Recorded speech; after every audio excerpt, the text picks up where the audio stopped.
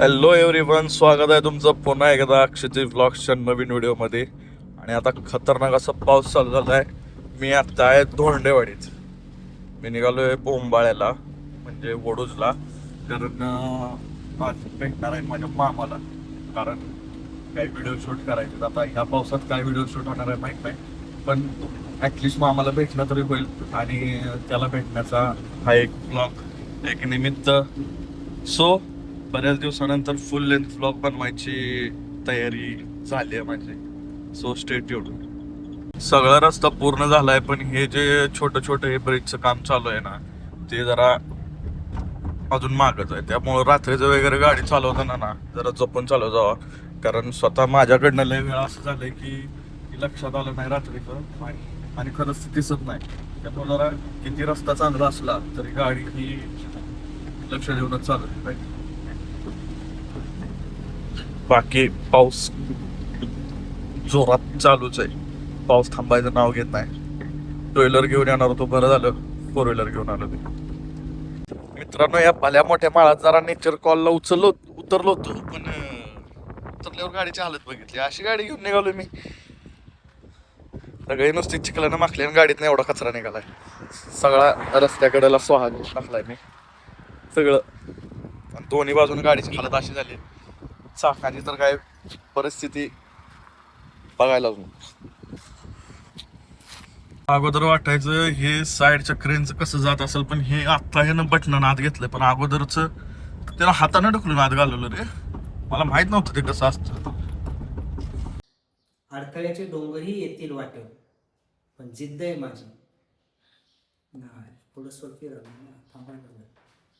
अडथळ्याचे डोंगरही येतील वाटेल, पण जिद्द आहे माझी अशी की सूर्यही सामावेल माझ्या मुठीत. लोक म्हणतील वेडा आहेस तू, कदाचित नशीबही मला असेल, पण ज्या दिवशी शिखर गाठेल मी, त्या दिवशी सारं जग माझ्या पायाशी असेल. त्यांनी खाली दिले तर विराम पाऊस कवितेच्या प्रत्येक ओळीनंतर लगेच दुसरी ओळ म्हणू नका. म्हणजे मळलेल्या वाटा सोडून मला क्षितिजाच्या पलीकडे जायचं आहे. इथं बघ, क्षितिजाच्या म्हणजे तिथं आपल्या अजिबात अर्थ येणार नाही, म्हणून ती व्यायाम होतं आपल्याला. मला नाव घ्यायला येत नाही माझं. मला तेच आहे ते क्षितिजाच्या पलीकडे कसं म्हणाल, क्षितिज म्हणाले ना व्यवस्थित. म्हणून तर ती व्यायाम करायचा आहे. म्हणून तर खाल्लं व्हायचं आपण ते आधी. शब्दामधला अर्थ प्रेक्षकांपर्यंत पोहोचण्यासाठी योग्य तिथं थांबा. झालं लक्षात, शब्दात आपण एक्सप्रेस व्हायचं आहे. हावभाव ही कविता काय लिहिलं, कशाने आत्मनिरीक्षणाने भरलेली आहे. त्यामुळे बोलताना तुमच्या डोळ्यातील चमक आणि आवाजात जरब असायला. ओके. मळलेल्या वाटा सोडून मला क्षितिजाच्या पलीकडे जायचं आहे.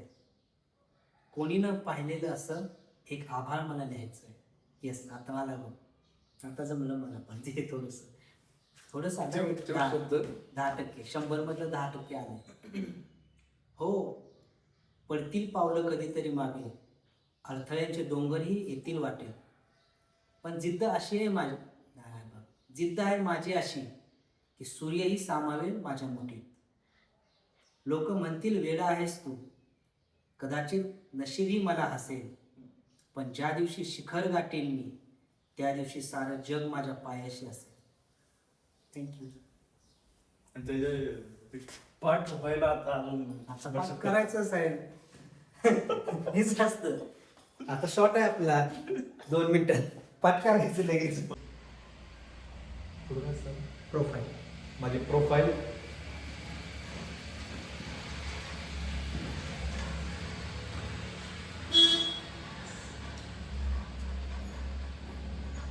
परत एवढं. आईच्या पायाच्या झिजलेल्या टाचा तुटक्या चपलीशी सतत बोलायच्या. लक्षात राही ना मामा सारखं. आईच्या पायाच्या भेगालेल्या टाचा तुटक्या चपलीची. ऍक्शन. आईच्या पायाच्या कंटिन्यू. आईच्या पायाच्या भेगालेल्या टाचा. आईच्या पायाच्या भेगालेल्या टाचा तुटक्या चपलीची सत. असं आहे थोडं. ऍक्शन. स्टॉप. मित्रांनो इथं डायलॉग लिहायचा चाललाय कारण आपल्याला डायलॉगची प्रॅक्टिस करायची आहे. काय करायचं नाही तर मामा डायलॉगची प्रॅक्टिस करून घ्या.